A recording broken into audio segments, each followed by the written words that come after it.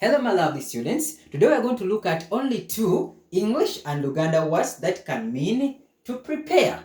Once again, two English and Luganda words that can mean to prepare. In Luganda, kitegeeza tugenda kulaba ebigambo bibiri ebitegeeza okutegeka. So what is to prepare? To prepare is getting or making something ready. Are we together? Getting or making something ready. Okutegeka ekintu. Okay, so to prepare in Luganda can mean okutegeka, as we're going to see in examples. So hope I've explained what to prepare means. Ndowooza to prepare oba okutegeka okitegeera kyekitegeeza ekintu okukiteekateeka oba okukitegeka. That is to prepare in English. But there are some other words that can refer to prepare. Waliwo ebigambo ebirala byetusobola okukozesa ne tukozesezza prepare. So these are the words. Okay? So number one, we have get ready. You can use get ready. Get ready in Luganda, we say WEEtegeke. Can you repeat? Good. Get ready. WEEtegeke. And we commonly use this word when you are referring to someone to get ready for something.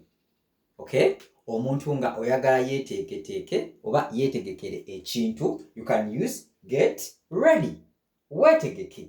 Let's look at an example. You should get ready for work. You should get ready for work. Or someone can say you should prepare for work. But in this case, we've used get ready. So you should get ready for work. To get ready. You should get ready for work. In Luganda tugamba WEEtegeke, you should get ready. WEEtegeke ogende kukola. Or WEEtegeke ogende, no, we say WEEtegeke ogenda kukola. Once again, WEEtegeke ogenda kukola. Or WEEtegeke ogende okole.